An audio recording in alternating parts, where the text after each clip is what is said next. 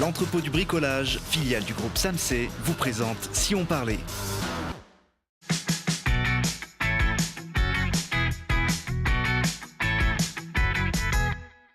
Émission Best-of aujourd'hui avec le guitariste de jazz Louis Winsberg, les atouts du vélo couché, les budgets participatifs soumis au vote des Grenoblois et les 50 ans de la MC2 avec son directeur Jean-Paul Angot. La MC2 qui fête en 2018 ses 50 ans, elle a été créée comme beaucoup d'équipements à Grenoble au moment des Jeux Olympiques. Est-ce qu'on peut dire que c'est grâce au sport d'hiver que les Grenoblois ont un équipement culturel de cette ampleur ? En fait, c'est un peu la poule qui fait l'œuf qui fait la poule, parce qu'on peut dire aussi que les Jeux ont été gagnés parce qu'il y avait un volet culturel, en fait. Donc en réalité, c'est les deux. En fait, c'est les 50 ans aussi d'une ville qui se développe grâce à une grande manifestation et qui se dote d'infrastructures, dont la Maison de la Culture. Donc en fait, c'est les deux. Alors, on va voir justement à quoi ressemblait la Maison de la Culture il y a 50 ans. C'est le quartier Malherbe-Villeneuve qui était très peu développé à l'époque, était un peu toute seule au milieu de la pampa presque. Oui, d'ailleurs, c'était l'idée aussi de créer un bâtiment culturel qui reliait la ville nouvelle, la ville olympique, et le centre-ville. En fait, c'était une sorte de pont, c'était ça qui était prévu. Il y avait même une passerelle qui passait du village olympique, de la ville neuve à la Maison de la Culture, puis qui devait aller jusqu'au centre-ville. En fait, il y avait une idée de relier, en fait, aussi. L'idée de bateau aussi, on la voit là en aérien, c'était un bâtiment imposant pour l'époque. Je pense qu'à l'époque aussi, pour ceux qui voulaient, notamment l'État, c'était de confier à de grands architectes des grands gestes architecturaux. Donc beaucoup de maisons de la culture, ailleurs en France aussi, ont été confiées à de grands architectes, ce qui est le cas de la Maison de la Culture avec André Wojcinski. Je crois que vous avez vu vos premiers spectacles dans cette Maison de la Culture. Moi, je suis un pur produit de Grenoble de ce point de vue-là, puisque mon premier spectacle, je l'ai vu là-bas et c'était un spectacle de Georges Lamothe en 77. Et puis vous avez ensuite intégré la maison pour en prendre la direction il y a 5 ans. Alors il y avait à l'époque une salle étonnante. Moi, je ne connaissais pas ce concept. On la voit là en image, une salle tournante. Oui, il y avait ce qu'on appelait le théâtre mobile. C'était une idée un peu étonnante. C'est que les spectateurs tournaient à l'intérieur d'un anneau qui lui-même tournait. En fait, c'était une double tournante. Et là, ce qu'on voit, c'est la cabine technique qui était en dessus des spectateurs. Elle était fixe. Elle était fixe. Ça marche plus, ça, aujourd'hui Ça a marché pendant un temps, puis après, ça s'est un peu émoussé. Il y avait un problème technique. D'ailleurs, tout ne tournait plus. Et en lieu et place, maintenant, il a été construit un très bel auditorium qui est exactement à l'endroit où était le théâtre mobile dans la précédente Maison de la Culture. On a le théâtre en rond dans l'agglomération, mais il ne tourne pas non plus. Tout à fait. C'est, le concept de la scène mouvante, du public mouvant a un petit peu disparu. Il fallait peut-être prévoir aussi des sacs à la sortie des spectacles, donc ça peut être compliqué à gérer. Est-ce que la configuration de la MC2 aujourd'hui a beaucoup changé par rapport aux images qu'on vient de voir ? Surtout, ce qui s'est passé, c'est qu'il y a un deuxième bâtiment qui a été construit juste à côté, qui est relié par 2 grandes passerelles. Et c'est un peu aussi l'idée de MC2, c'est deuxième époque, il y a une référence évidemment à la recherche, MC2, mais aussi 2 bâtiments. C'est-à-dire que juste à côté, un deuxième bâtiment a été construit qui en lui-même contient des lieux de répétition, des studios de danse et aussi une autre salle de spectacle. Donc en fait, c'est aussi ça qui a... Sinon, le volume initial a été conservé à l'identique. Le geste architectural du début de 68 est le même, y compris même les façades sont les mêmes. On voit là les salles de spectacle, les coulisses de l'équipement. Vous construisez des décors, vous gérez aussi... On a tous les corps de métier autour de la fabrication et de la création de spectacles, comme on dit. Ça, c'est pas des métiers à tisser, c'est les coulisses. Ça, ce sont les dessous de scène. Oui, alors vous avez vraiment tous les métiers spécifiques qui sont aussi bien techniques, effectivement... aussi tous ceux qui sont en communication et administratifs. Mais il y a vraiment des métiers extrêmement... son, lumière, plateau, construction de décors, costumes, habillage. Et puis beaucoup maintenant, une nouvelle génération de gens audiovisuels aussi, puisqu'évidemment, on utilise toutes les techniques. Le spectacle a évolué entre 1968 et maintenant. Les techniques de plateau sont plus du tout les mêmes. On utilise beaucoup d'autres dispositifs. C'est plutôt un élément de pointe, en fait, en réalité. C'est un outil où on utilise vraiment la modernité. Ça paraît comme ça ancien, mais en réalité, c'est très moderne à l'intérieur. On a vu les différentes salles, il y en a 4, je crois. Il y a 4 salles, oui, dont un auditorium qui a été aménagé en lieu et place de ce fameux théâtre mobile qui tournait. Et c'est un très bel auditorium qui est extrêmement réputé, puisque les musiciens du monde entier et en Europe savent qu'ils peuvent enregistrer là avec une grande qualité acoustique. Donc c'est vraiment un endroit extrêmement réputé. Est-ce que ça reste aujourd'hui encore la plus grande scène nationale de France ? Hors Paris, c'est le bâtiment le plus important et la structure la plus importante à Grenoble, alors qu'on n'est pas la deuxième ville de France, a priori. Mais dans l'histoire de la construction de ces maisons, oui, c'est la plus grosse maison hors Paris.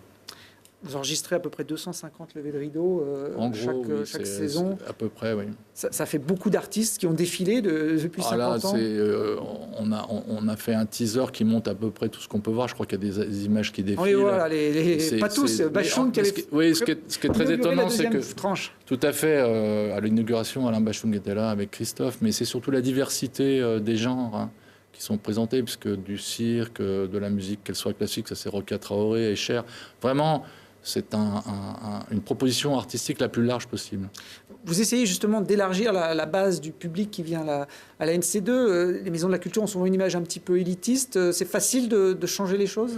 Mais l'image élitiste, c'est un peu comme quand, je vais faire un peu une plaisanterie, c'est un peu comme quand on dit que telle ou telle origine est un peu près de ses sous. Vous voyez ce que je veux dire ? En fait, c'est on se rend compte que c'est pas vrai. Donc l'élitisme, c'est bien des idées reçues. Sur des idées reçues. D'ailleurs, on fait une campagne de lancement un peu pour tordre cette chose-là. Après, c'est vrai qu'il n'y a pas d'évidence à passer la porte. Moi, je crois que notre métier, c'est ça, c'est de dire aux gens, mais attendez, soyez tranquilles, ouvrez, venez regarder, puis après, vous faites votre point de vue. Puis après, si on vous traite d'élitiste, vous passez par-dessus. Il y a plein de gens qui ne vont pas voir le football, c'est pas pour autant qu'on leur fait des remarques désobligeantes si on aime le rugby, par exemple. Donc, en fait, tout ça, c'est un petit peu des a priori, des idées reçues. Elles existent, certes, il ne faut pas les nier, mais en fait, je voyais Serge Papagali, je voyais sa tête défiler, on ne peut pas dire qu'on a affaire à un artiste élitiste. Du théâtre populaire, voilà. Avec Serge Papagali. On le retrouve aussi à la Maison de la Culture de Grenoble. Vous avez aussi, pour cet anniversaire, lancé une web-série. Là, on est plutôt sur les outils numériques du moment. On peut retrouver d'ailleurs les épisodes sur le site de la MC2. Et vous allez voir, ça se passe dans les bulles de la Bastille.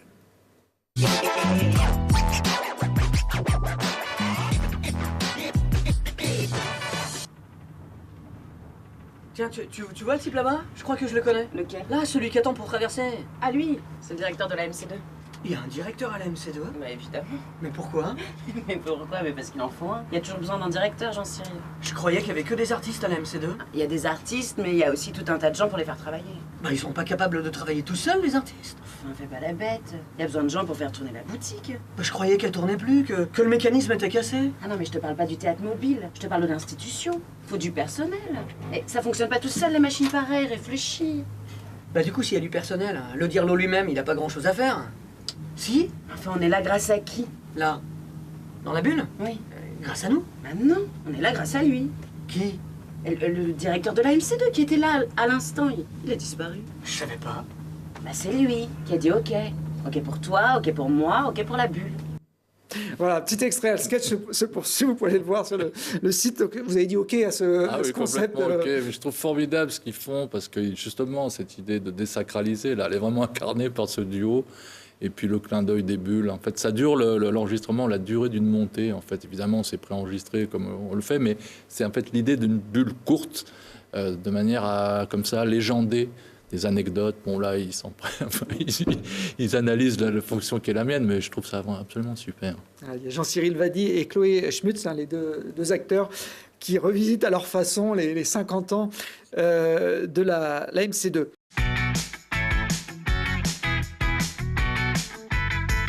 Alors Frédéric, vous êtes un adepte en tout cas du vélo couché. Oui. Je ne sais pas si on peut faire des acrobaties avec ce genre de vélo, mais en tout cas, il interpelle quand on le voit. On n'a pas l'habitude de voir des vélos comme ça. Pour autant, ça existe depuis Ça a été assez longtemps. inventé par un Suisse en 1897, si je ne dis pas de bêtises. Et ça a été réinventé par Charles Mochet en 1930, qui est un industriel français qui fabriquait des voitures à pédales. Parce qu'après la Première Guerre mondiale, il n'y avait plus d'argent, donc les gens, surtout sur Paris, roulaient avec des voiturettes à pédales. Il a commencé avec 4 roues, puis 3, et puis en 1930, il a fait un vélo, un vélo-car, ça s'appelait, 2 roues. Et pour refaire la promotion, il a demandé à un coureur professionnel de courir avec son vélo. Alors il a fait appel à un coureur de premier ordre, qui a vu le vélo, qui a trouvé très bien, très confortable, mais qui a dit « je vais être ridicule avec ce vélo, donc je ne veux pas ». Donc il a fait appel, on voit là à l'écran, un coureur de second ordre, Francis Faure, qui lui a accepté. Et une première course sur circuit, il arrive sans vélo, il a commencé à subir les colibés que nous on entend couramment en roulant, c'était déjà fatigué. Voilà, donc il a gagné la course haut la main. Par rapport à des vélos classiques. Par rapport à des vélos classiques, parce qu'on est allongé, on est couché. Donc moi je fais du tandem avec ma femme, et souvent on me dit votre femme elle dort derrière. Ça a le don de l'énerver à chaque fois, quoi. Voilà. Et donc, pendant 3 ans, il a tourné sur les pistes, il a gagné pratiquement toutes les courses en Europe, alors que c'était un coureur second ordre. Et en 1933, Charles Mochet décide de s'attaquer au record de l'heure, qui était tenu depuis 1907 à 41 km des poussières de l'heure. Lui, il monte à 45 km/h. Évidemment, en vélo droit, ce qu'on appelle nous les vélos droits, c'est les vélos que tout le monde connaît. Un champion de premier ordre, c'était Maurice Richard. Il a dit, moi je vais le tenter aussi, mais il est arrivé à 44.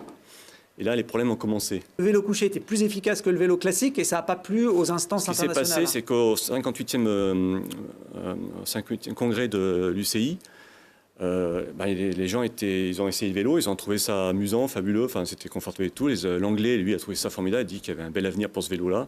Et l'Italien a dit que ce n'était pas un vélo. Et là, la polémique a commencé. On avait 2 records, un vélo droit à 44 et un vélo couché à 45. À 44, c'était un cycliste de premier ordre et en vélo couché, non. On a commencé à dire que Francis Fort, sous ses victoires, n'étaient pas valables parce que ce n'était pas un grand cycliste, c'était un petit cycliste, ils l'ont dit comme ça. Et donc, on ne pouvait pas considérer ces victoires comme des victoires. Et au 1er avril 1934, l'UCI a défini le protocole du vélo parce qu'ils avaient un problème, c'est-à-dire c'est quoi une bicyclette? Donc ils l'ont sorti du cadre, on va dire. En fait, ils ont défini des dimensions d'un vélo, et notamment le pédalier doit être à peu près à 25-30 cm du sol. Ils ont défini la distance entre le pédalier et la hauteur de selle, la selle et guidon, ce qui fait que le vélo couché, il n'entrait pas dedans. Le vélo couché est sorti des cadres, on va dire, officiels des courses, etc. Ouais. Pendant 50 ans, il passait un petit peu aux oubliettes. Il reste un moyen de déplacement très efficace. Le record de vitesse en vélo couché, on en voit quelques images. C'est un Canadien, je crois qu'il a établi, à pratiquement 140 km/h sans aucune aide. C'est ça, uniquement par la force des jambes. Ce qu'on voit, c'est donc ce qu'on appelle un vélo mobile. C'est un vélo. C'est juste le carénage, lui, il est dessous. Il est dessous, dedans. Il ne voit pas l'extérieur, il a des écrans à l'intérieur. Il a 2 roues et il est monté à presque 140. Et Barbara Boitois, elle, est montée, je crois, à 124 km/h sur le même principe. Donc uniquement en pédalant, alors effectivement... Alors, ça montre tout l'intérêt du vélo couché, c'est l'aérodynamisme, en fait, qui est pour la même puissance. On a moins de prise au vent qu'un vélo classique, c'est ça l'atout principal? Non, je dirais que l'atout principal, c'est le confort avant tout. Ce sont des vélos qui sont extrêmement confortables. On n'a aucune douleur. Tous les cyclistes, 90% des cyclistes se plaignent de quoi? De la selle. Là, on n'a plus de problème, on ne sent plus rien, on n'a plus de douleur dans le haut du dos, ni les poignets, ni les épaules, tout le haut du corps est parfaitement détendu. On a une vue à 180 degrés, on n'a pas 380, 360, mais on a 180 degrés sans se faire mal au cou. Donc au niveau ergonomie, c'est des vélos qui sont fabuleux. On voit là sur les images, les gens ils sont vraiment tranquilles. Les Américains disent qu'on est détendu en montée et on s'envole en descente avec ces vélos. Il n'y a pas de guidon par contre, comment on dirige Si, il y a un guidon là. Non, mais là, sur les images, par exemple, qu'on est en train de voir, il n'y a pas de guidon. Il y a un guidon, c'est sur le côté. Sur les côtés. Il y a beaucoup de configurations différentes en vélo couché. C'est ce qu'on voit, c'est ce qu'on appelle les trikes, donc les vélos couchés à 3 roues. Alors, il y a des vélos avec 2 roues devant, d'autres 2 roues derrière. Il y a des tandems, il y a des vélos qui sont plus faits pour la vitesse, d'autres plus le confort. Là, ici, on a un vélo qui est fait pour tout faire. En fait, on peut voyager avec. Moi, je veux travailler avec, je fais mes courses avec en ville. Là, on voit un tandem 3 roues, c'est quelque chose qui est fabuleux. On avait rencontré avec ma femme des retraités qui faisaient le tour des Landes avec ce tandem-là.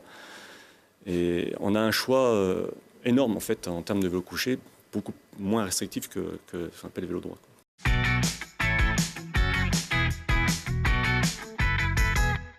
Ouais, comme chaque année dans cette émission, on va vous présenter les idées proposées par les Grenoblois pour améliorer leur ville dans le cadre des budgets participatifs. Il y a 800 000 € qui sont mis en jeu en 2018, beaucoup plus que ce que vous avez gagné avec Microlight 3D.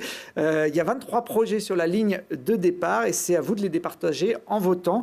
On laisse chaque jour dans cette émission le soin aux porteurs de projets de nous présenter eux-mêmes leurs idées. Alors, je suis Louise Hortense, je suis porteuse du projet Les barbecues dans les parcs. Le but, c'est de pouvoir mieux investir nos parcs. Donc les barbecues, ce sont des barbecues électriques connectés parce que les barbecues à gaz ou à charbon sont interdits dans les espaces publics de la ville. Donc nous avons opté pour l'option des barbecues dans les parcs. Donc c'est des barbecues électriques connectés. L'avantage, c'est qu'on se connecte avec son smartphone et c'est aussi économique parce que ça permet de couper l'électricité, ça ne chauffe pas en continu. Et nous allons aussi installer des tables et des tonnelles pour pouvoir permettre d'avoir un petit endroit pour pouvoir manger de manière confortable. Le but, c'est de pouvoir vraiment investir les parcs et de profiter d'un bon moment ensemble. Bonjour, un Alter Café, c'est un projet de café inédit sur Grenoble. Inédit pourquoi? Parce qu'il est totalement anti-gaspi et solidaire. Donc le lieu est divisé en 3 espaces. Nous avons prévu donc une cuisine où on va pouvoir valoriser les fruits et légumes invendus et les mélanger avec des bons produits locaux. Un deuxième espace calme sera destiné aux porteurs de projets de l'économie sociale et solidaire, où ils pourront travailler et trouver un réseau d'entraide. Le troisième espace est un espace dédié à la détente et à la rencontre d'inconnus grâce à des animations plutôt ludiques. Voilà, c'est l'occasion d'élargir les réseaux parce que nous avons voulu ce lieu intergénérationnel et mélanger des générations et des cultures. Parce que nous n'aimons gaspiller ni les talents, ni les matières, ni l'argent public, eh bien, nous avons prévu d'équiper ce lieu avec un mobilier issu de récupération, un mobilier d'occasion. Et nous inviterons les artistes, la diversité des talents de Grenoblois pour en faire la décoration. Bonjour, nous sommes le projet À quoi tu joues. Le projet consiste dans le construire des jeux géants dans la ville de Grenoble. Et c'est important de dire que c'est vraiment dans toute la ville de Grenoble, dans tous les quartiers et dans tous les secteurs.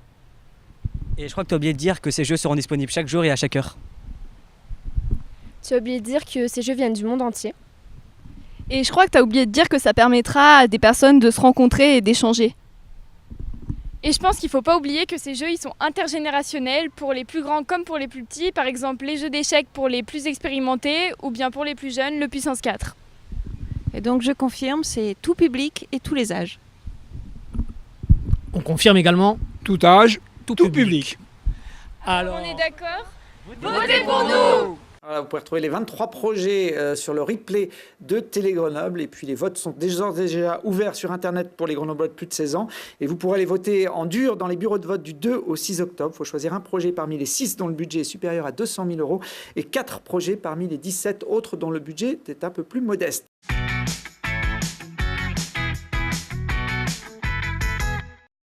Vous avez près de 40 ans de carrière, vous avez, comme le disait Salvatore, joué dans différents registres. Il y a des collaborations avec des gens comme Moran ou Didi Bridgewater au fil de votre carrière. J'ai vu aussi que vous aviez grandi dans les milieux gitans, et notamment avec la famille Los Reyes, qui est plus connue sous le nom des Gypsy Kings. Ça aussi, c'est une petite anecdote sympa. Oui, bah, c'est un peu c'est mes débuts, quoi. En fait, avant qu'ils soient connus et qu'ils aient fait les Gypsy Kings, c'était une famille de gitans de Tarascon, Arles. Et mes parents, étant peintres, ils peignaient beaucoup des sujets gitans, l'Espagne, tout ça, la Camargue. Et donc, ils étaient toujours fourrés à la maison et j'ai un peu commencé la guitare avec eux, quoi. Et après, je suis monté à Paris et puis eux, ils ont fait des succès qu'on connaît. Ah, les Gypsy Kings, c'est vrai qu'ils ont marqué une génération avec cette musique en la popularisant. La musique gitane, le flamenco, ça fait partie encore aujourd'hui de vos influences. Oui, absolument. Alors, on ne peut pas parler à proprement dit de flamenco pour les Gypsy Kings. Hein. C'est de la rumba catalane, camarguaise. Mais disons que c'est quand même une musique qui vient du flamenco, de l'Espagne et de la musique gitane, c'est sûr. On vous voit là, ça traduit les propos de Salvatore. Quand vous jouez, vous êtes habité de votre instrument. Ah oui, ça c'est la musique, hein, je ne saurais dire.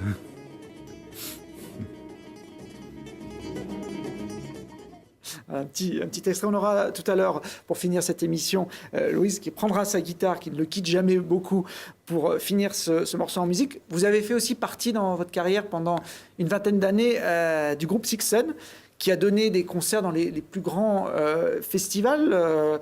Vous êtes venu d'ailleurs en Isère à Jazz à Vienne, là c'est à Marciac il y a quelques années. Je crois que vous avez même joué au festival de Grenoble. Hein. Oui, absolument.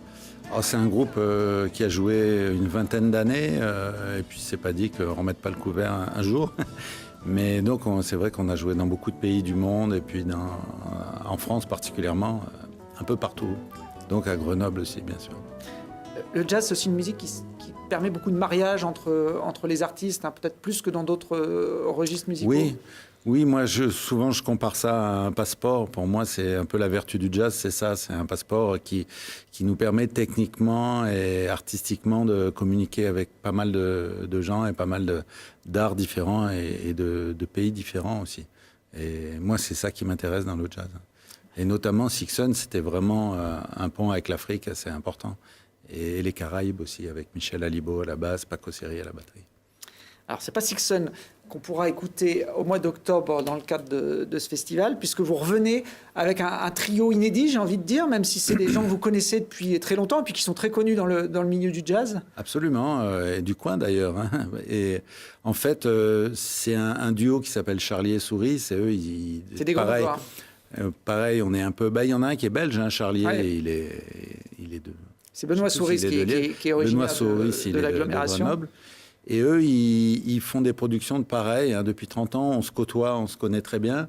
Et depuis quelques années, on faisait des concerts ensemble. Et à chaque fois, on se disait, bon, il faut vraiment qu'on fasse un projet sérieux ensemble. On a pas mal discuté, on a réfléchi. Et puis un jour, on est tombé d'accord sur d'enregistrer la musique de Michael Brecker, qui est un saxophoniste qui nous a quittés il y a une dizaine d'années. Et qui nous a inspiré toute notre jeunesse, en fait. Et notre vie de musicien, c'était un immense créateur. Et donc, on a enregistré un album qui s'appelle Tales from Michael. C'est la musique de Michael Brecker, mais sans saxophone. Ah oui, c'est assez original. On est guitare, orgue, batterie, qui est une formule assez classique, mais pour le coup, de jouer la musique d'un saxophoniste sans saxophone. Fallait oser, vous l'avez fait. C'est plutôt réussi. Là, on voit quelques images en répétition. Et donc, vous serez en concert le 18 octobre à Fontaine, dans la salle Edmond Vigne. Absolument. C'est un grand bonheur. Avec ces deux musiciens aussi de talent hein, qui évoluent souvent en duo, là, qui se marieront, Salvatore avec Louis, pour un concert un peu inédit. Oui, mais c'est Benoît Souris, on le connaît, Charlie aussi. Benoît est venu plusieurs fois, André Charlie aussi. Ce qui était extraordinaire dans ce trio, c'est que c'est une vraie gageure. Jouer du Michael Brecker sans sax, il faut le faire. Et en tout cas, le public grenoblois aura la primeur de ça parce que c'est vraiment une belle, très très belle création. Bon, peut-être qu'un jour, on jouera du Louis Winsberg sans guitare. Peut-être. Et vous aussi, vous passerez à la postérité. Merci en tout cas d'être venu. Louis va prendre sa guitare. On ne va pas le laisser partir sans ça pour le mot de la fin. Et puis nous, on se retrouve dès demain pour d'autres aventures avec d'autres invités. Bonne soirée à tous. Merci beaucoup. Merci.